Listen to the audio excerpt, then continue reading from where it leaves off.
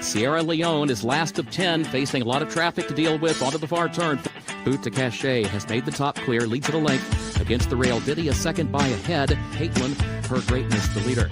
Caitlin, her greatness, leads at a length and a half as they go to the far turn, oversubscribed. His second and a half length. She feels pretty, third to the inside, pounces a wide fourth to the turn. War Campaign draws within a half length of the lead. Now matching strides, Kings Barnes moves up behind him on the outside. Epic Ride swings wide, just a touch between horses. Doorknock has to shift lanes along with Sierra Leone. Boot to Cachet still has the lead. Didia, English Rose toward the inside.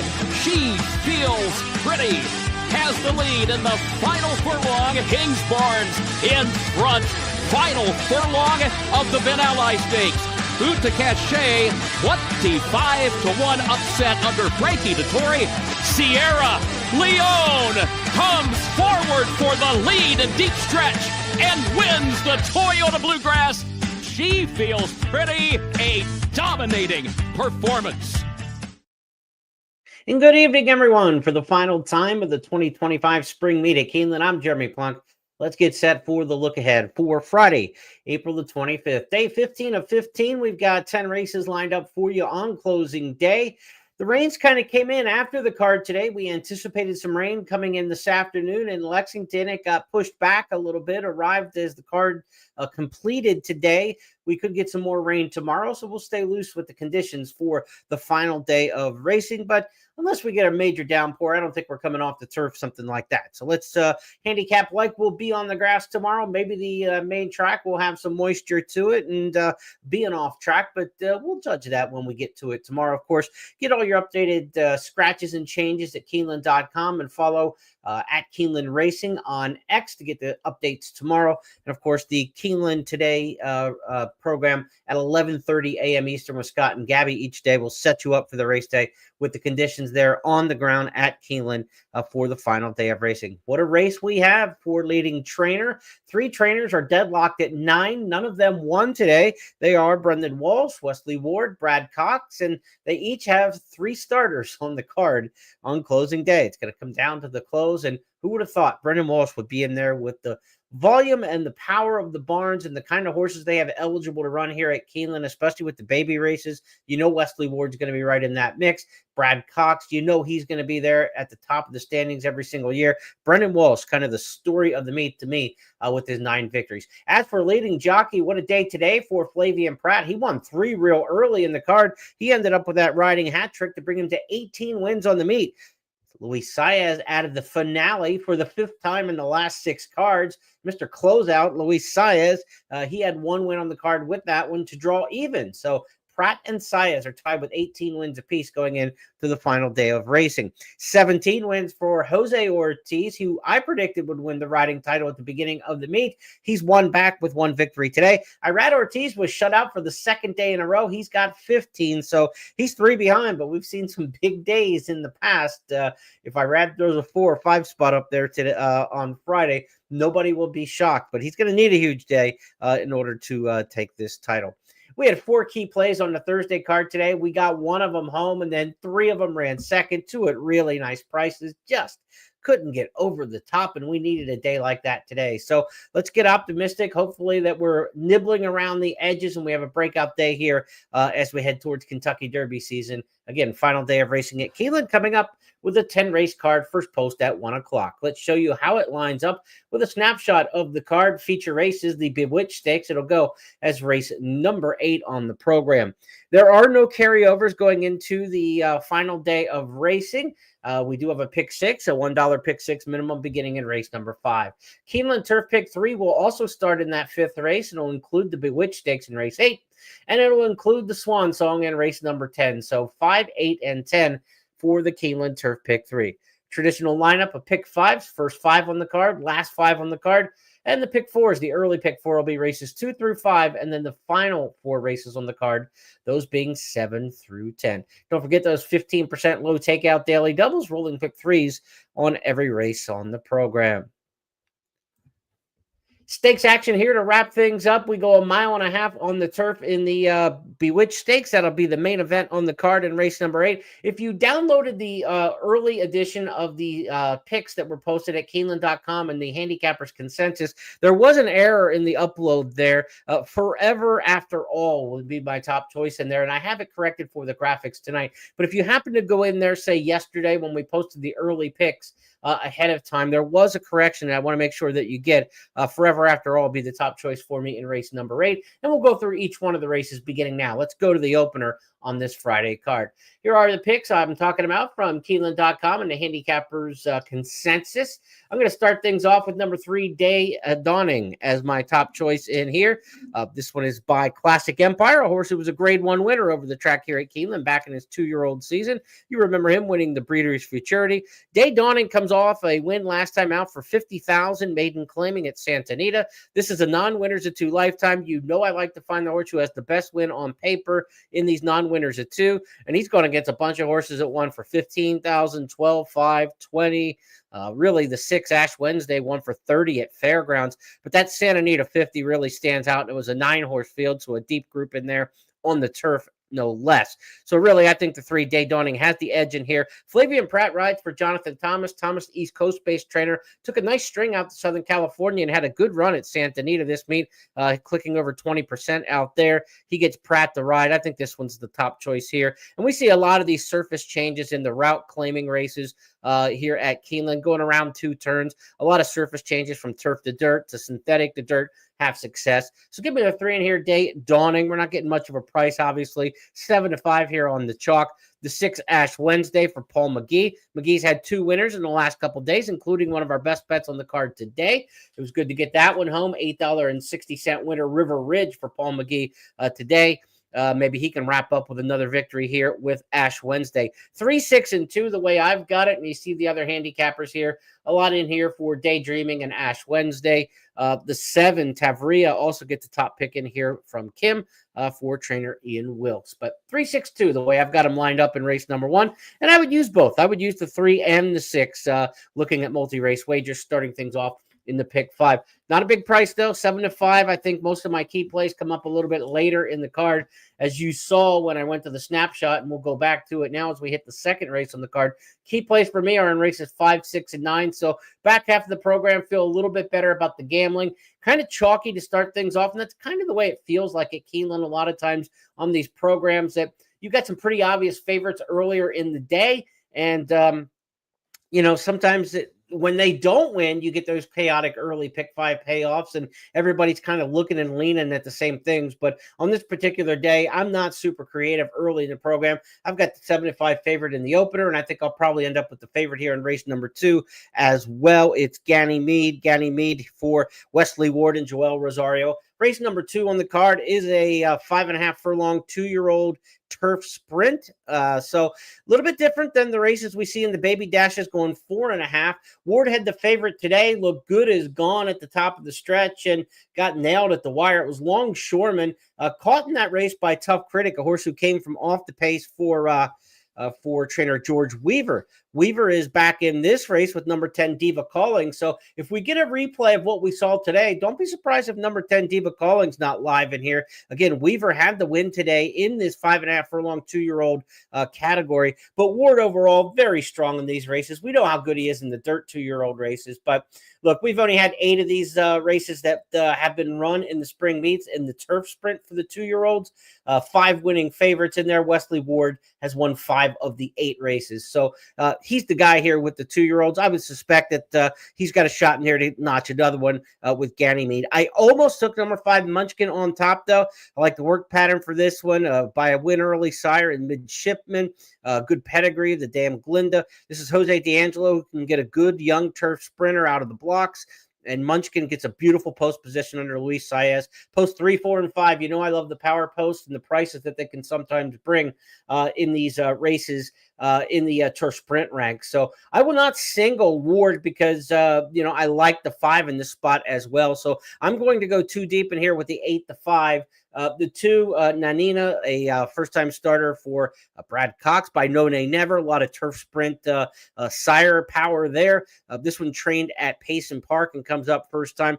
Typically, like we see with all the 2-year-olds, the horses who have the works at Keeneland have fared better, but we have seen 2 this meet, including the winner today on the turf for George Weaver that came up from Florida. We had that one opening day also that came up from Florida for Patrick Biancone and one in the 2-year-old ranks that didn't have a local workout. But far and away, about 90% on average over the years, you want to have a Keeneland workout here to win these 2-year-old spring races. So number 5, Munchkin, I kind of almost pulled the trigger there and went back to Word. But I'm going to use both 8 and 5 as my top 2 here in race number 2. Let's proceed now to the 3rd race on the card. We'll leave it right here with the handicapper selectors box as we go to this maiden claiming $40,000 race here. Favorites are 4 for 13 in the maiden claimers at the current meet. The fairgrounds horses have done pretty well, winning 6 of those, but we don't get any fairgrounds love here in this 3rd race. Pretty much everybody's from Turfway in one form or another. Vicky Rose comes in off a race at Mahoning Valley, but winnered at Turfway and ran there in January and was kind of stationed in Lexington here at the Thoroughbred Center throughout the course of the winter. But I'm going with number 6, Toxic Love in this particular spot, 5-2 in the morning line. It's Brendan Walsh. Maybe Ward wins race number 2 and takes the lead in the trainer standings, and then we come back in race number 3 and we can get an answer from Brendan Walsh. This horse was bet to 3-1 in the career debut, was kind of all screwed up going into the gate and coming out of the gate. Still ran a decent 4th when backed in there. There was only 6 in the field, but this was a troubled trip for sure. Draw a line through it. Number 6, Toxic Love, Irad Ortiz, Brendan Walsh. I'm going to take this one, dropping in for the maiden 40 tag now, coming out of that maiden special. Some of these have already appeared. One of these has already appeared splendid for a couple claiming tags throughout the career. First-time starters, generally not the way I want to go in these particular races. We've had 45 maiden claiming races at 6 furlong sprints in spring meets in the past. Out of those 45, only 7 won by first-time starters. So I want to give the experienced horses the edge in here. Toxic Love going to be my top choice in here. Number 2, Scythia, the horse who's second choice in here for me. You don't see a Rusty Arnold get Jose Ortiz very often, but they've got a nice percentage, 3 for 8, when they do so. At Keeneland. So the 2's one to consider in here. But I'm going to single the 6, Toxic Love. I think this is a spot where in the opener, I want to go too deep. In the second, I want to go too deep. Maybe we can beat one of those 2 favorites in the first. But the favorite I want to rely on is probably the one that people won't trust as much. So we're kind of zigging when they're zagging, and that's the way you get a better payoff. I'm going to settle in on here on Toxic Love, the 6, and trust what Brendan Walsh has been doing all meet long and Irad Ortiz. So give me the 6 here in race number 3. 6-2 exactly the way we'll line it up in the 3rd race. Moving along now to race number 4 on this 10-race card for Friday. No new wagers kicking off here in the 4th race. And this is a really difficult race to fully trust. Number 7 in here, Uncashed, is going to be a solid favorite. The horse is 5-2 in the morning line. Could go lower than that, though. Taking a big drop out of the stakes ranks. I know people are going to say Fauner Park, big deal. You're showing up at Keeneland, but this horse was a stakes performer in the Duncan Kenner, one of the top sprints at Fairgrounds, and a bit in stakes company at Saratoga, winning the Quick Call in the Mahoning, winning stakes races like that at the Spa, winning in Prairie Meadows. So this horse has won on Broadway, literally at Saratoga, and off Broadway. So I wouldn't look at the last race coming out of the race at Fauner and say this isn't that big of a class drop. To get into this claiming 20,000 sprint race, this is a huge class drop for Larry Ravelli and Uncashed, a longtime trainer for Patricia's Hope Stables. This kind of looks like a drop the win situation. I don't think it's a fire sale. He's teamed up with Rodriguez in the saddle a couple times here over the years. They're 4 for 8 together. So this horse should just be faster than these. And Ravelli is just a speed trainer. It gets him out of the gate. But I don't trust fully Uncashed in this spot. Problem is, I didn't find a whole lot else I liked, or I have to really spread far to kind of, figure out which one I want. Maybe the race sets up for a closer, and that could be Billy the Greek in here. And this is the one I made my second choice. But it's hard to take a horse coming out of mile and a 16th races on synthetic and on turf and turn back to 6 furlongs on the dirt. It's going to have to really melt down in here for Billy the Greek to get there. This horse did debut at Saratoga and won going short for Safi Joseph. So maybe it's not that big of a stretch, but the recent races, there hasn't been that same kind of speed from Billy the Greek. This horse has got to stay in touch at least. You can't get too far out of it. But if it does back up all the way, then I think the 3, Billy the Greek, certainly could pull this one out of here. Number 5, Junior Bug, is kind of similar to number 7, Uncashed. This one comes off a layoff for Tom Vanberg. It will get a right pace set up, a big class dropper in here. But this is a horse who's 0 for 13 over the last 2 years and has gone a long time since winning a race. So I can't really trust Junior Bug on top. Maybe too deep in here, though. The 7, Uncashed, gives you the speed, and then you get a come from behind her with Billy the Greek. I've talked about this before, but some of these points that, it's not just about trying to pick winners here. It's about to give you the tools of being a better handicapper and a better horse player. When you're going to go too deep in a particular race in a pick 4, pick 5, even a daily double, you want divergent running styles. You don't want 2 horses that are trying to do the same thing, because if it doesn't set up for one, it's not going to set up for the others. So in this case, I think it is a good too deep situation in here. Number 3, Billy the Greek, maybe can't get there, but Safi Joseph's having a good meet. Irad's going to need some wins if he's going to get to that riding title. I don't think that's at front of mind, of course, for him or any of the jocks until we kind of get down to the last mount or two, probably. But Billy the Greek late, Uncashed early. Try to get by too deep in there. But this is a race I do not want to touch. I'm not betting 5 cents on this race, inch race. I don't trust it. I don't necessarily like the ones that I have. But I think they're the best options in a race where I don't feel good about the other options. See what the other handicappers thinking here. This is a good time maybe to bounce some ideas off the others. We're on Uncashed, the 7, the 3 guys. The gals are going with the 1, Higher Standard. I didn't give the 1 a lot of attention in here, so maybe one to come back and take a second look at. Another one taking a significant class drop. The 1 start over the track here at Keeneland was really poor. However, that was a troubled trip, broke in a tangle out of the gate and was running for 80,000 optional claimers. So maybe we can't hold that against Higher Standard. Doug Callens, the trainers, had a couple horses come over for the meet that ran pretty decently in limited number of starters. Higher Standard probably fits okay in this race, and so I can see why they're making that one the top choice. This race, I don't have a high trust factor for. So if Gabby, Kim make a better case for their picks than mine in this race, I'm all ears in race number 4. To be honest with you, let's move now to race number 5 on the program, and this is going to be my first key play of the day. As you noticed, I've got favorites in the first 2. I've got a favorite in the 3rd, the 4th I don't really trust. So how can I really get excited about the first half of this card for my picks and as a value player trying to catch horses at 5, 6 to 1? It really starts to get more interesting for me in race number 5.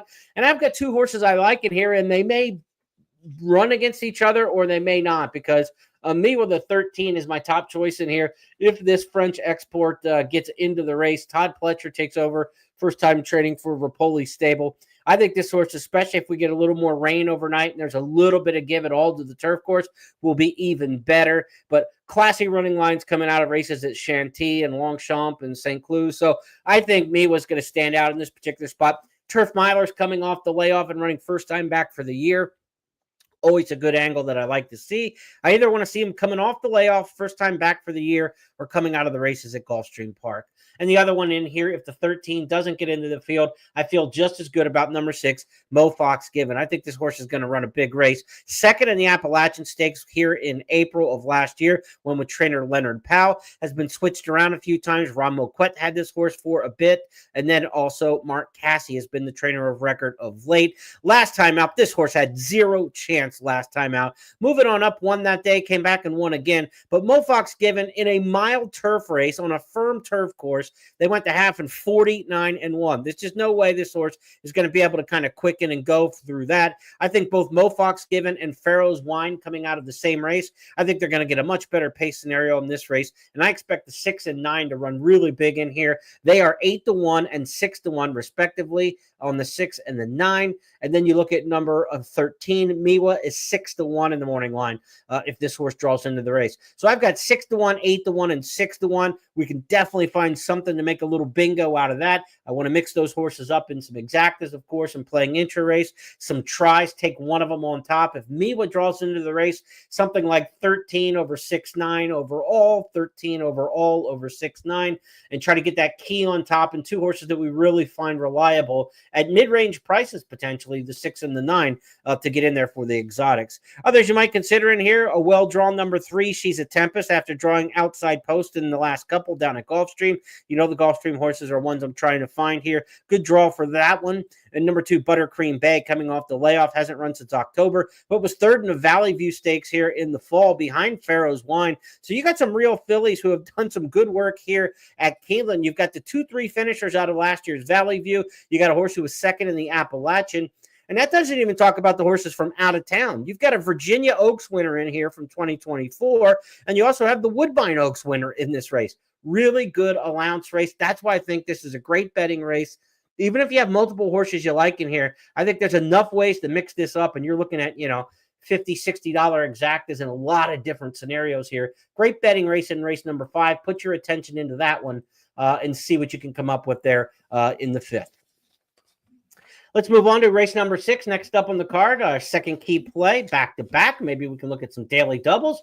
We've got a couple shots we like in the 5th to a key play here in race number 6. And I'm going to take a shot against the stats and trends. I know horses turning back here in these first-level allowance races from route to sprint don't necessarily run that great by the numbers, but I think Central Avenue is going to be cut a little bit different than those. So Central Avenue, a key play for me coming up here to start the late pick 5.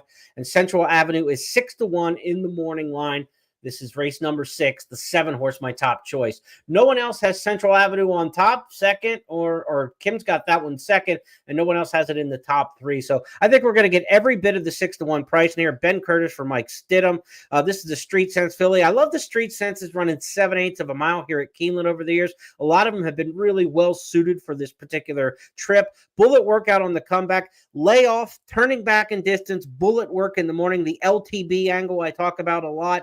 Central Avenue has that. Off the layoff, hasn't run since Saratoga last August. Turning back in distance, been running long, now goes back to 7/8 of a mile around one turn. And can you be sharp enough to win turning back in distance? The bullet workout says yes. So LTB, layoff, turn back, bullet, it's all there for Central Avenue. The stats say you don't turn back and win these kind of races, but I'm going with this one. So I think we're going to get the right price to try it. 7, 5, and 1 the way I've got it. You can see this is a wide open race according to the handicappers. 5 of us handicap in the race, 4 different horses picked on top. The 1, 2, 5, 7, and 8 all get top love in here from one of the handicappers in here. Give me Central Avenue. I'm not going to try to figure out all the exacta and everything around it. I'm just going to try to click on the winner in this particular spot and see if we can't get it. Hopefully we can get a price anywhere 7-2 or higher. I'd be more than happy with Central Avenue. The fact that we're 6-1 in the morning line and not a lot of love around the handicappers box tells me we might be pretty darn close to that 6-1 price. Win bet here for sure. You're looking at daily doubles from race 5 to race 6. 13, 6, 9 over the 7. Looking at daily doubles there from race 5 to 6. Certainly something we could get excited about. And then also some doubles from race 6 into race 6 into race number 7. Putting Central Avenue on top of horses that you may like in the 7th race. Let's get to that 7th race next on the card. It's a maiden special, 6 furlongs in here. Some very interesting first-time starters and rookies in this particular spot. So the trust levels maybe not quite as high, in tune as much with some of these older first-time starters and these kind of horses that I haven't seen in the morning. So these aren't my wheelhouse kind of races a lot of times. Pick 4 starts in here. I'm going to want to get a handful of horses in here to feel good about the certainty. We did have a first-time starter we leaned on pretty hard today on a pedigree play. That one ran really well. Me and Molly McGeehan got beat by the favorite who had some experience after a stretch-long duel. That was that kind of day today, but that was a first-timer that we liked a lot based on the pedigree.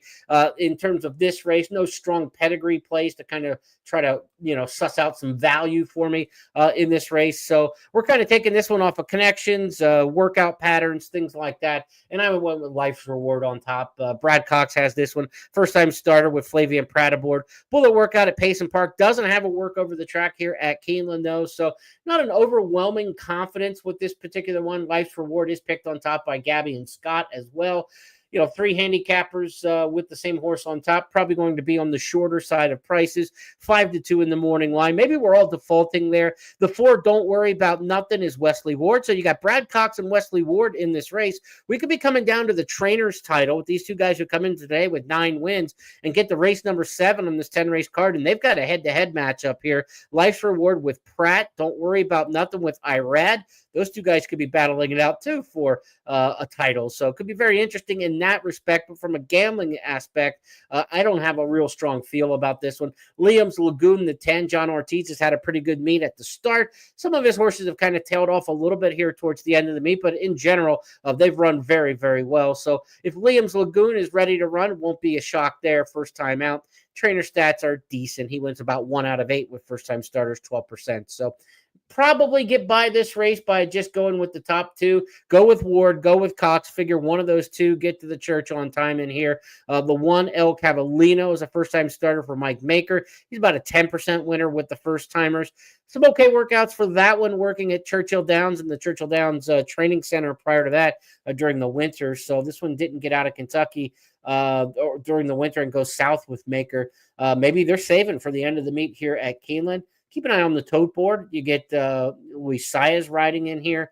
From the rail, you're going to have to pop and get out of there. Not the best post position for a first-time starter, but if you're fast, it's a good post position. We'll find out if Il Cavallino is. 7, 4, 10, and 1, I think, are all interesting in this particular spot in the race number 7, but probably just try to get by with the 7 and the 4.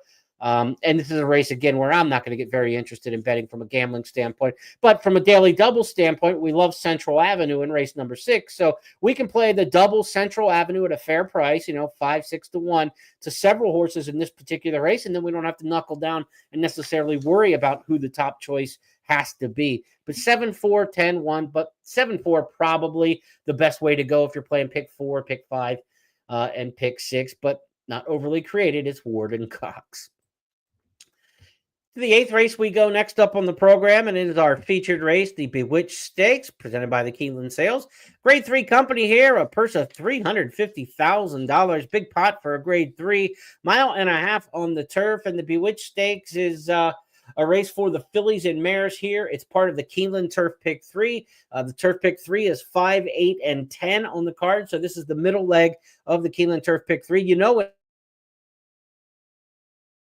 In race number 5, we talked about the 13 meets given in the 9 Pharaoh's Wine. 3 of them potentially to use there in race number 5. As we get to the 8th race and we talk about the Keeneland Turf Pick 3 and the Bewitch Stakes, where do we want to go in this particular spot? Well, I ended up with number 3 in here, Forever After All. This is a mare now, age 6, who ran in the Dowager Stakes in the fall, ran second, beating a nose at 18 to 1. The Dowager Stakes is kind of the sister race in the fall meet to the Bewitch Stakes, 1.5 miles on the grass. Last time out in the Very One Stakes at Gulfstream Park, 1 mile and 3/8 there, just a terribly slow pace, 6 and 116, the mile and 39 and 1. Really didn't have much of a chance from coming well off the pace. Beach Bomb won that race, came right back and won. Forever After All ended up 5th in that race, beating a length and 3/4. Now you get Irad Ortiz for the first time aboard, a more aggressive jock perhaps than Tyler on the grass, and Brendan Walsh. This could be the one that puts Brendan Walsh over the top in winning the training title. We get to this race and Walsh gets it.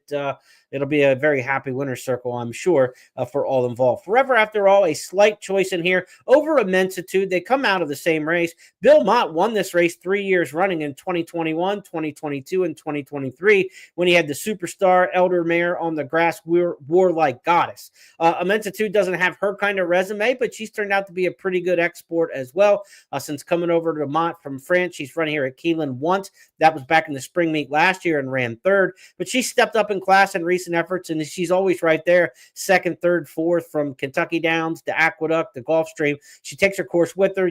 She ran okay here over the track here in the spring of last year. So Immensitude, you got to consider her. Flavian Pratt and Bill Mott with these older grass mares certainly has a little Midas touch there. One long shot maybe to keep an eye on that I didn't put in my top 3 in here, the one horse. Keep an eye on Dazzling Dictator if you're looking for a long shot bomb. We said about it coming into this weekend, and we mentioned it before the card today. Trainer Rudy Brisset has had a really good run on the last week of the meet in the spring meets here over the last 4 years. And so kind of keep an eye out for his horses this week, we were saying, and he popped another winner today. He's had a really good run. Watch out for Dazzling Dictator here for the Brisset Barn. It's had a good meet, typically has something for the end of the meet. And this being a stakes spot, it's not like you kind of save a horse for a stakes. You know where the stakes are when they're in the condition book, obviously. Some of the other horses you might not know if you want to run earlier in the meet or later in the meet. But Dazzling Dictator, a long shot in here. Maybe you want to keep an eye on for a little bit of a price. Field of 9 in here. If you're looking to play the exotics, maybe work the 1 in just a bit. 3 and 2, though, I think are the top 2 in here. Christophe Clement's also got the 7 Eternal Silence and the 9 You Know Nothing, 2 for Clement. He's an excellent trainer, borderline Hall of Fame. He did not get into the Hall of Fame. He was on the ballot this year. Congratulations to Smarty Jones, the only horse from the contemporary list that made the Hall of Fame this year. So really happy to see that as a Pennsylvania bred and a horse who followed his career very closely. I'm happy to see Smarty Jones in the Hall of Fame, but no Hall of Fame today and the announcement for Christophe Clement. But when you talk about mile and a half on the turf in American racing, he's one of the names that first roll off your tongue. He hasn't had the kind of success at Keeneland that you might expect in some of these mile and a half turf races over the years, but certainly in New York and in Florida, he knows how to get one to go long on the grass, no question about it. He's got 2 in here, the 7 and the 9. I'm not really on either one of those, though. I think you can get through this race going 2 deep. Forever After All, the 3 is going to come from well out of it. The 2, Immensitude, should be a little bit closer to the pace and not be too far off of it. There won't be a lot of pace in this race. You don't want to be leading going a mile and a half on the grass, but at the same time, you know, if you get a horse who's kind of got first run with the 2 and then the deep close with the 3, I think you got this race covered pretty good in here. So Forever After All, my top choice in here. And maybe that puts Brendan Walsh on top of the trainer standings in race number 8. 2 races to go for the spring meet. Let's go to race number 9 next up. Race number 9's got my 3rd and final key play of the day. Let's hope not to run second with all these key plays like we have so many different days of the meet. I'm going to go in here with a nice, mid-range price at 4-1 in the morning line. Number 2, Will Take It. Will Take It, trainer Dallas Stewart in here. Now, this is a race that's got horses that really have some credentials. You've got Unmatched Wisdom. Horse won the Keeneland Stakes, a local prep for the Travers at Saratoga last year. But we haven't seen Unmatched Wisdom for Chad Brown since last year's Pennsylvania Derby. You got W&L in there, who won the Remsen Stakes, one of the top 2-year-old races in the country back in 2022. Now age 5. We haven't seen that one since last year Derby week at Churchill Downs right after the Derby. So W&L is another one who's a question mark and shows up with a new trainer in Bill Mott. The one thing we do know, though, is number 2, Will Take It, is the now horse. Those other horses were yesterday. Will they be now? We're not sure. Will Take It, though, has come to trainer Dallas Stewart 3 starts back. He's got 2 wins and a good second-place finish from those. I love the post position here for the Tapit Colt. A mile and an 1/8. This horse should have no trouble, I think, with the distance, the way he's finished up well on the back end of his races since coming to the new barn. Going to save all the ground. Brian Hernandez Jr., he's going to save every inch. I think this is a really, really good fit. Unmatched Wisdom can kind of leave from the inside under Pratt. We'll take it and we'll go right to the fence and save every inch of ground. Give me the now horse in here, 4-1 in the morning line. And I think maybe we'll get that kind of price because you got those other horses with name and reputation. And obviously Brown's horse, Unmatched Wisdom, is certainly going to get bet in here. And that's a good thing if you're going to try to beat him. As for the other handicappers in this spot, Unmatched Wisdom picked on top by 3 of the 5 handicappers. And then W&L picked on top by Gabby Gaudet as one of the others. So, look, everybody's going to be kind of around that 1-9, 1-9, 1-9 thought. Bourbon Resolve the 3 getting a little bit of love as well. But that's why I think we can sneak through the cracks here. 4-1 in the morning line in a 9-horse field. And maybe we get even a little bit more than that. If that's the case, I'll be happy to jump in on Will Take It. I've got a 2, 9, 1, and then 3 Bourbon Resolve as my 4th choice in here. But how about a gutsy single here in the pick 4, pick 5, and pick 6? Because so many people are going to be jumping in on the name horses, the 1 and the 9. You can get a lot of separation, and that gives you a chance to play multiple tickets for the same value. That gives you a chance to save money on your budget if you want to play a smaller ticket amount. I'm going to single in here with number 2, Will Take It, race number 9, my final key play of the spring meet. All right, let's go to the final race on the card. Race number 10 is a mile and a 16th maiden special weight in here. This is one where the also eligibles look really good to me, so we're going to have to wait for scratches and changes to kind of really suss out this race exactly. But I'll give you the series of horses in here I'm looking at in race number 10, starting to the outside with the potential also eligible horses. Toyota Super High Five, Keeneland Turf Pick 3, part of this 10th and final race. And to the selections we go. Vivaldi, the 13, is going to be my top choice in here. This is Chad Brown, Flavian Pratt, a horse who, as a 2-year-old back in 2023, ran a good race over the turf here, came flying with no pace help, then was laid up for a year and a half, came back at Tampa and ran a good second, first time back for Brown. Second off the layoff, Flavian Pratt. It'll be a wide draw in here if Vivaldi can get in, but I like this horse. This looks like a good form cycle to me. Improved nicely from the first to the second start. I thought if we see that same kind of improvement, second start of the form cycle, you could see Vivaldi in the winner's circle if fortunate enough to draw into the field. The 15, Sully, is another one with Pratt named off the also eligible list.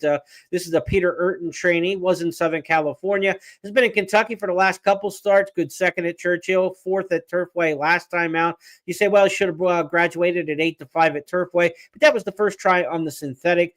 This horse gets a mile and a 16th on the turf, should be forwardly placed throughout. I think the 15 Sully will be part of this mix if able to draw into the field. If neither of them get there, how about the 11 Samud? Could be Brendan Walsh in the nightcap. Brendan Walsh will face Brad Cox in the finale. This could come down to the final race of the meet for leading trainer. Cox has the 7 in here, Tickled Quist. So 7 for Brad Cox, the 11 Samud for Brendan Walsh, and it could come down to this. I thought Samud looked better of the two, maybe on paper in terms of getting value. This horse is, though, an absolute regal blue blood, and the way Walsh's horses are being bet and the way they've run, maybe it'll be an underlay compared to Tickled Quist. But Tickled Quist for Brad Cox is coming off a couple seconds at the fairgrounds on the grass. The Turfway form for Samud is what I'm hoping gets us a little bit bigger price. But he is by Kitten's Joy out of the Breeders' Cup Filly and Mare Turf winner, La Hudud, who was a Shadwell stable runner for Kieran McLaughlin back in the day. So Brendan Walsh teaming up here with Jose Ortiz. I like Samud amongst the horses in the main body of field. The 7 Tickled Quist next behind that one. And finally, Sweet Freedom, the 2 for Robbie Medina. I don't know if this horse is going to win, but I think Sweet Freedom's one you might want to look at for your tries and supers. If you're playing in the nightcap, and of course the Super High Five. Of course, it gets a lot of minor shares, but flattens out late in the lane and doesn't quite finish the deal off. I wouldn't put the 2 on top playing multi-race wagers, but it is a good post draw in there, and this horse certainly could run 3rd, 4th, 5th in there playing the High Five. 13, 15, 11, 7, the way I would try to get through the final race of the meet. And again, keep up with the scratches and changes and see exactly how we can shake out this final race. Also, I'll have an update tomorrow after those scratches and changes for closing day on my Substack. If you want to sign up for that, still another day to do so. And you can sign up for it anytime if you don't get around to it now. But jeremyplonk.substack.com, free publishing service. Get handicapping information sent to you every day of the Keeneland meet. My Countdown to the Crown scouting report that comes out every Friday, leading all the way through the Triple Crown, through the Belmont Stakes. So still several editions, including the Big Derby edition of Countdown to the Crown, to come out next week. Tomorrow's edition is the historical comparables for Countdown to the Crown. You'll get that sent to your email inbox through Substack as well. So be sure to sign up for that. The Keeneland information generally goes out after scratches and changes during the 11 o'clock hour. If you sign up after that, you won't get the Keeneland stuff for tomorrow. So be sure to jump on that now. Also, like we mentioned at the top of the show, Luis Saez has closed out a card, winning 5 of the last 6 programs' final race here at Keeneland, including today. So if you need a winner in the nightcap, my picks aren't doing any good, go to Luis Saez. He is riding number 3, Sardis, in the finale. A horse I did not use in my selections, but maybe we'll work this one back in. Sardis is a horse who's had 10 shots to break the maiden. One that kind of underneath, like we talked about, the 2 Sweet Freedom could be part of the Try and Super and the Super High Five, but not one I would necessarily put on top to win. But I don't know. Sardis has a much better post draw than the last couple, comes from Gulfstream, and Saez can't lose the last race. I think we need to add Sardis back into our mix if you're going deep enough in race number 10. I want to thank everybody for joining us over the course of these 15 programs. Remember, we started off with 8 crazy nights in a row, starting at Keeneland after the delay of opening weekend. So I appreciate you sticking with me through the good nights and the bad nights. And we'll be back and do it again, hopefully in the fall. This is my 34th consecutive meet working with Keeneland.